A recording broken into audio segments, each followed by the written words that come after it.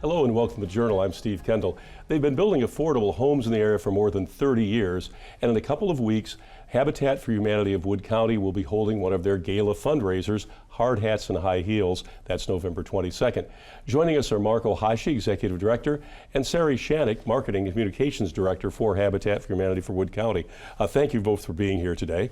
Mark, kind of give us the background, sort of a little history, and so people who are probably somewhat familiar with Habitat for Humanity kind of fill in around the details a little bit, what you guys do and the scope of what you do as well. Absolutely. So yeah, our mission is to help families and individuals in Wood County secure decent and affordable housing.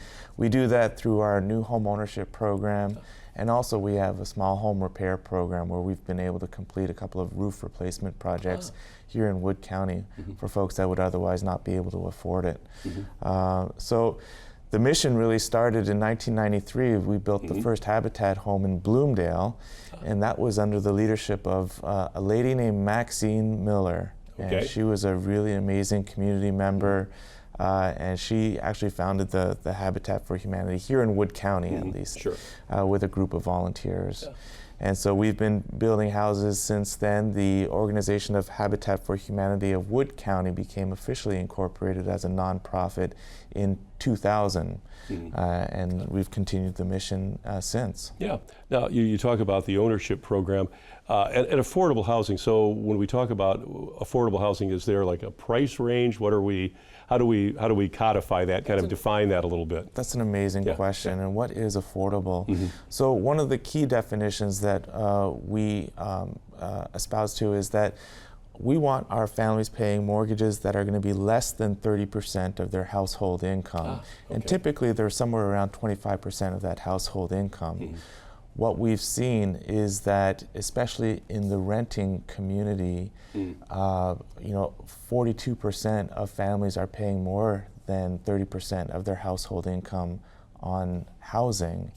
And so Habitat provides a way for them to get into a housing situation where they're not putting all of that hard-earned household income into housing, and they're able to hold some of that back in order to make ends meet and provide for other needs that they have. Yeah, and probably, if I'm correct me, but probably this is a way to get people into the ownership market, and then, as you said, they can set aside money and maybe eventually then move to a larger house or a different location, that kind of thing. So it enables them to become owners versus constantly just paying rent all the time. And one of the things that I love, so our mortgages are somewhere around $650 a month, and that includes taxes and insurance. And what we find is that our families are looking to stay in their Habitat homes and even pay them off. And we've had some celebrations of mortgage burning ceremonies where Habitat families have actually gone through the 20, 25, 30-year term of their mortgage and paid it off. Yeah, in a lot of cases too, where you're building these,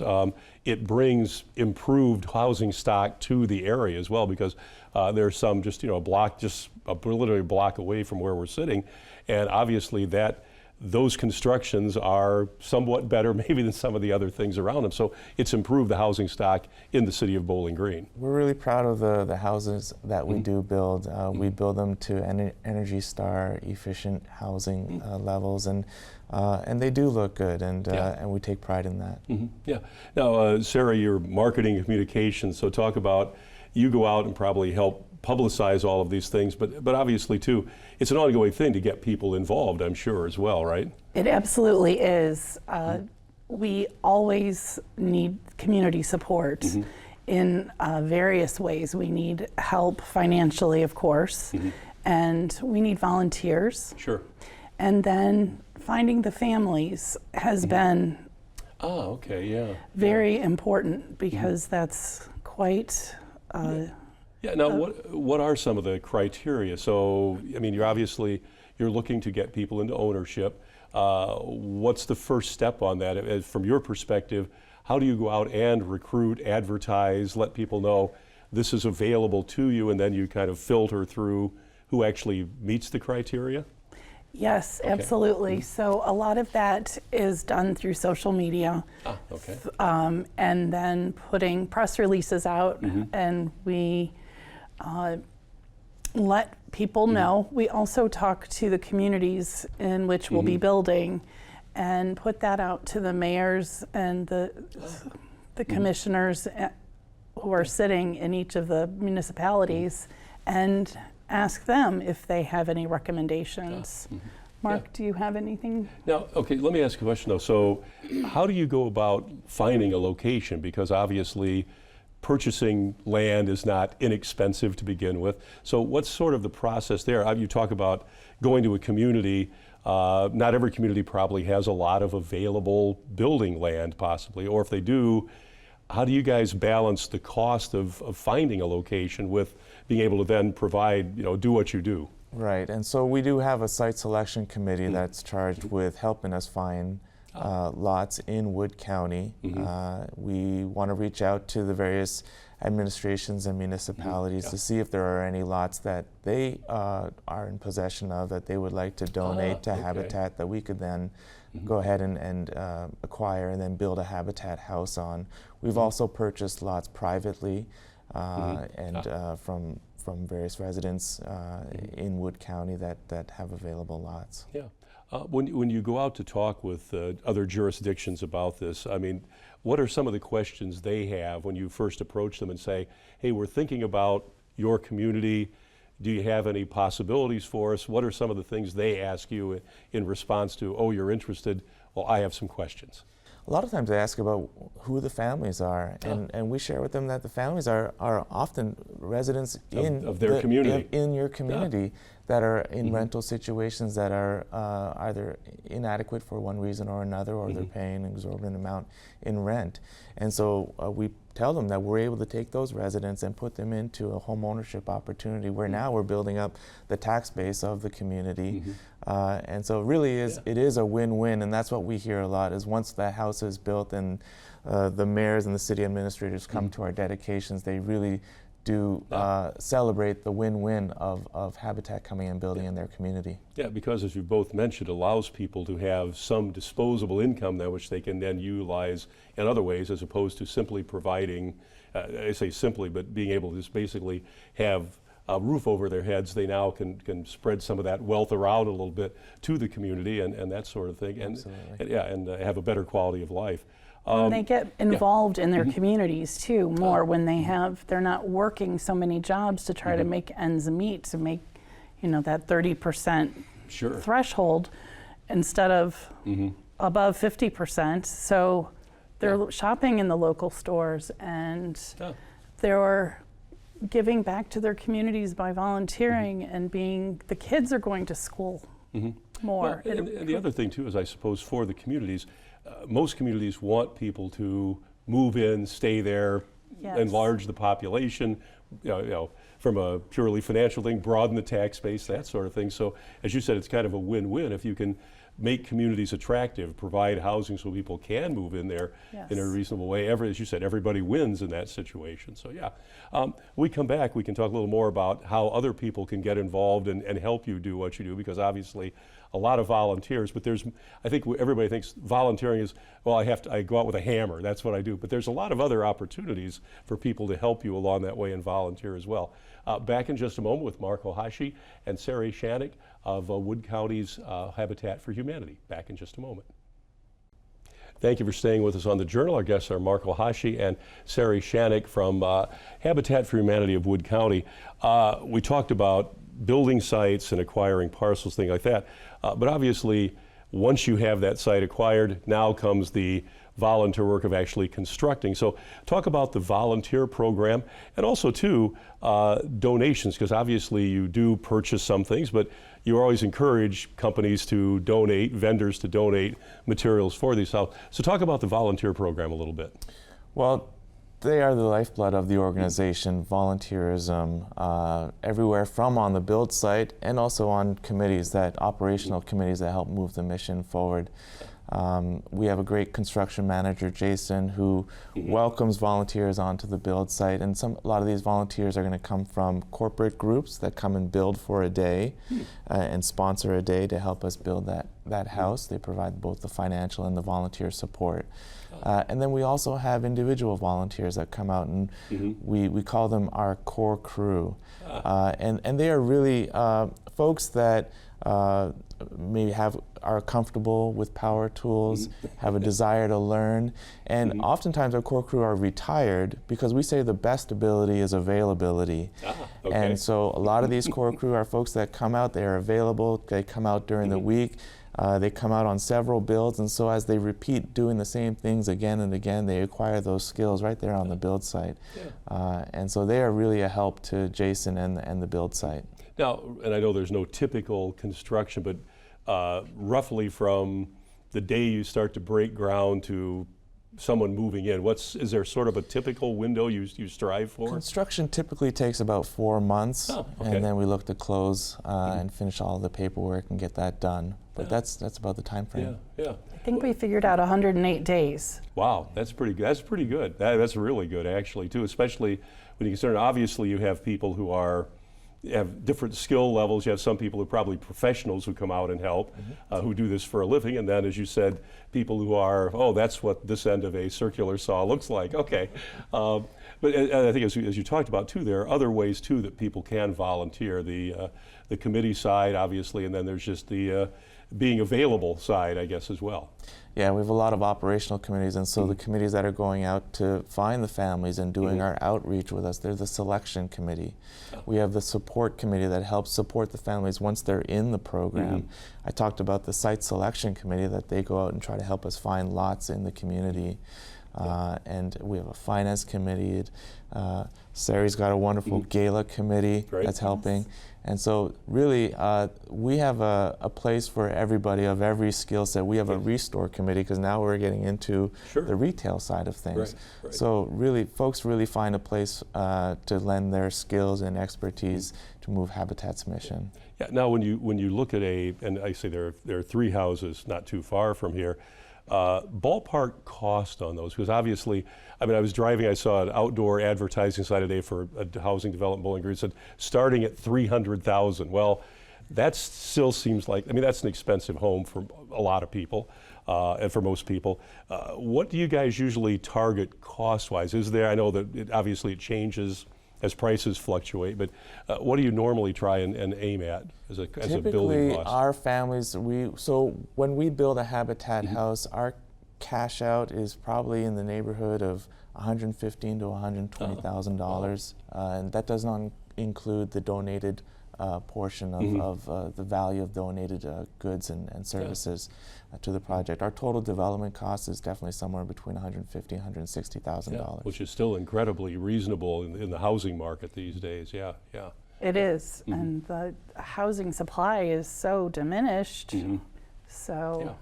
Yeah. Well, and I guess how difficult it is to find locations. Because every once in a while you hear, someone's like, we're not sure we want to do this. Do you ever run into someone who says, no, we really don't want you coming into town? Is that ever, it would seem unreasonable, but then certainly that human nature being what it is, not everybody's on the same page all the time. Certainly that exists, and so we really do want to work with folks that understands the importance of affordable housing and the importance of providing families with a hand up, not a handout, because our families are paying a mortgage, and oftentimes people think that, they're just getting a house for free. You just gave them the house, and now they, which is probably one of the misconceptions. Are there common things that people say, what about that? And you're like, no, that's not how that works. That's the biggest one, is that folks think that we give away houses, and we don't. We provide families with an affordable mortgage, and they have to pay their mortgage just like any other homeowner. Yeah.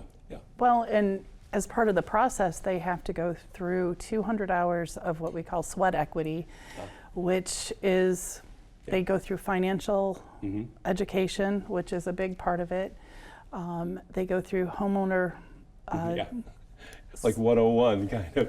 Well, it really is. The education part of it is, but as they're going through their sweat equity, they're learning how to take care and maintain their new home that they'll be purchasing. Yeah, because I think that because we've all had, my son moved into a house after living in apartments in New York City for years. It's like, some of the things they didn't think about. Now that you're a homeowner, it's like, no one comes in and fixes that for you. No. You're now responsible. And they knew that sort of, but it is a learning curve for people, because if you're used to living in a rental environment, you don't worry about, and sometimes even mowing the yard, someone comes in and does that. So those sort of day-to-day ground level sort of things are probably like, oh yeah, I didn't think about that. I have to do a little of this and a little of that, and maintain the property. Yeah. Right, Yeah. and I think that's what's so important about the sweat equity. When I did not know all of these things when I started with Habitat a few years ago, and so it's been very eye-opening to see what they go through, because you know, they're really vested in their ownership of these homes, and then the communities when they have all the support of the volunteers. Yeah. Now, do some of the prospective homeowners that are going to get, for instance, are signed up for us, do they come out and help work on it too as it's being constructed sometimes? The homeowners. Yeah, the homeowners to be, the owners? Oh, yeah. absolutely. So there is the requirement, as Sari mentioned, about the sweat equity hours Yeah. that they do, and so that's the volunteer hours that they put into the program, done through the homeownership education program, done through the financial management certificate that they complete, but also coming out and building. So they have to do a minimum of 50 hours of construction on their own site. And that's a really important part of it. They get to work alongside the volunteers, and they get to learn skills that they otherwise wouldn't have. Yeah. So that's how that pipe goes together. Yes. Yeah. Now, I would assume, Sari, that a lot of the people that are in the program that are owning homes are probably some of your best advocates when people go out and talk about the program. They're your base testimonials who could say, "This is how it worked for me. It works. This is how well it works." They are. They absolutely are. Some of the best places to hear their testimony is at their home dedications. I was struck by one of the kids at the very first home dedication I attended being so excited to have a closet. I mean, the jubilation of having a closet. If you've been keeping things in a box, that's in a bed, right? I have my own closet. Was so. Yeah, it's something that most people would take for granted. That was like a huge thing. Yeah. Absolutely, and the fact that they will have a space to sit together as a family. Yeah. And many of them, we always ask them, what are you looking forward to cooking first in your new kitchen? And it gives the most surprising answers. Yeah. So what would be like, what's something that would come up, like something you didn't see coming, kind of like, oh, because I guess same thing too, it's like, it's new, it's whatever, and you want to, your first time kind of firing up the stove. Right, exactly. One of the families who will be moving in by Christmas time, Denise can't wait to make a roast chicken, and then her little ones piped in, and there's got to be mashed potatoes and gravy and Nice. So. Yeah, those are the kind of things that behind those sort of intangible kind of pieces of this as well. Absolutely, So, and that they can host a Thanksgiving or Christmas holiday with their families now. In their home. In their own home. Wow. Well, we come back, obviously you've got this big fundraiser coming, big gala event, and also too we want to talk about the Restore, because that's a big part of what you do as well. Back in just a moment here with Habitat for Humanity of Wood County on The Journal. You're with us on The Journal. Our guests are Marco Hashi and Sari Shanik from Habitat for Humanity of Wood County. And Sari, one of the things that we want to talk about today is obviously you have one of your big fundraising events of the year coming up. So talk about Hard Hats and High Heels. Hard Hats and High Heels is our gala event. We hold it at Nazareth Hall, which is just beautiful. Beautiful place, It is just beautiful. This year we're in the Cadet West Ballroom, so that, if you've been there, it's the room with the big, beautiful window. This big circular, yes, it's just beautiful in there. They're so kind to us. Our theme this year is Together We Can Build and Break New Ground. So, we've talked about the need for homes and especially affordable homes. Right. So this gala will provide people not only a fun evening, it's not just a fun event, but there's ways to give back and help us build more homes. Sheriff Fossilition will be our celebrity MC. Oh, wow. So he's very fun. He's going to host our live auction. We have some great live auction items. There is a cocktail hour, so people can see other community members they haven't seen and have a chance to meet some of our Habitat families and talk with them. Yeah. Part of our program will really feature one of the families talking about what they've been through. Yeah, the process and what it's like now to own a home. Yeah. Well, the family that's coming, their home's being built They're right being now. built right now. Okay. So they'll be able to speak to the conditions they've been in and what this means to them. And that'll be great. It will be fantastic. And- so people can get tickets by visiting our website, Okay. wchabitat.org/gala. Yep. And the event's November 22nd. November so it's 22nd. still plenty of time, although I think you have November 15th, so we still have multiple days for them to get involved. Absolutely. Yeah. And sponsorships are always available for all of our builds. And any sponsorship that is purchased for the gala is going to go towards building forward. Wow, great. So it's important that people really turn out for this and participate, because obviously Absolutely. this kind of helps you build that sort of foundation for all these ongoing projects. Absolutely, as well. Yeah. absolutely. Last year, the gala, we had a sold-out 200-person event, and that helped to raise funds to open our new Restore here in Bowling Green. Yeah. So, well, and let's talk about that, because it's going to be, it's Newton and I'm going to say Brim Road. That's right. Brim Yes. Road. Yeah, and people would probably say, it's, for those who live around here, it's the former BG rental. That'll probably put a flag on it a little bit. But so talk about what Restore is and what people will find there. And if I wanted to donate, what are some of the things I can donate? What are kind of your criteria for people donating materials there? Restore was a major project that we undertook, and it's about 2 years now in the making. And so, yes, we finally found a building that was going to be suitable for our Restore, the former BG rental space, 14,000 square foot of space. And the idea of Restore is, I like to call it's a mix between a Goodwill and a Home Depot, where we're bringing in donated goods from the community and also donated goods from vendors and whatnot that have overstock, and putting it into the Restore. You'll find items from appliances and furniture to building materials. If you're doing a small DIY project and you need a vanity, you'll probably find it at Restore. And all of the goods that are sold from Restore provide funds for our mission. And so it's really an important way of establishing a Habitat affiliate that will be self-reliant and sustainable as we move forward. Yeah.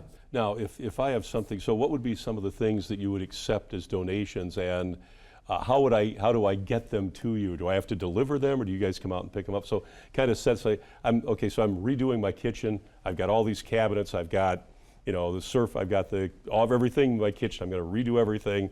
I call you. What happens at that point? Yeah, and if you're redoing your kitchen, we love to work with the contractors, and we just tell the contractors, hey, get the cabinets out and bring them over to the Restore, and we'll put them into the store. We also do, so we have drop-offs that we're holding right now on Thursdays and Fridays from 10 to 4, and now we're also going to be starting pickups. So it would just be a matter of calling the Restore and saying, I have items that I'd like to donate. You would tell the person on the phone what you have, and they'll go through a couple of questions just to make sure that's something that we'd be able to take, and then we would schedule a pickup. Now, what would be things that you wouldn't, if I call and say, I've got this, you go, sorry, no, we're not. Are there certain things you don't really want to have to deal with? Because obviously you're going to get a pretty wide range of items, quality, condition, that kind of thing. The big thing we don't take is clothing, and that would be, but we are taking household goods, like I said, cabinets, lighting. I have a little list here, building materials, furniture and appliances. no mattresses. We can't take mattresses or soft goods. Yeah, because they don't. Yeah, they don't clean up as easily as other things. They don't. Which is unfortunate, but that's just how it is. It's true. But so pretty much what I should simply do if I think I've got something you might need, is simply call and say, hey, here's some things I have. Are you interested or aren't you? And then you work it out from there, either picking it up, dropping it off, that kind of thing. Yeah. Yeah. Absolutely. Yeah. And then I can walk into the store, maybe to purchase whatever. That's just like a retail operation then, right? It is. Except the money all goes back into the Habitat for Humanity Fund. Right, building homes. Yeah, Our yeah. hours of operation will be Tuesday through Saturday. Okay. And then the hours from 10 to 3 from Tuesday to Friday, and then from 10 to 5 on Saturdays. And so we are looking to do a grand opening January 23rd, which would be the big day, and potentially a soft opening before that. But really, everything is just getting ready right now, and we are bringing in products. Folks are already donating products, and so we're getting the store ready for the public. And there's an opportunity, I assume, then for people to volunteer to help operate the store, right? Absolutely. Yeah. We'll need assistants, people to ride on the truck to help the Restore truck driver to pick up donations. And we'll need people to answer phones and schedule those donations or help out on the sales floor. Yeah. So if you've done retail, you're retired, this is an opportunity to come in and volunteer a few hours and keep those customer service skills peaked up, so that's good. Yeah, Absolutely. Yeah, great, good. Well, Mark and Sari, thank you so much for coming in, and good luck with the Hard Hats and High Heels event, and thank you so much for what you guys do for the community, because obviously affordable housing, we hear it all the time, need more affordable housing, so this at least starts to crack that wall a little bit and make it available for people who otherwise would just be caught kind of on a treadmill of constantly paying rent, and as you mentioned, Sari, a larger share of their income that they could then put into ownership and then actually have more disposable income to invest in the community in other ways. So it's as Mark said, it's a win-win all the way around. So thank you so much. You can check us out at WBGU.org. You can watch us every Thursday night at 8 o'clock on WBGU PBS. We will see you again next time. Good night and good luck.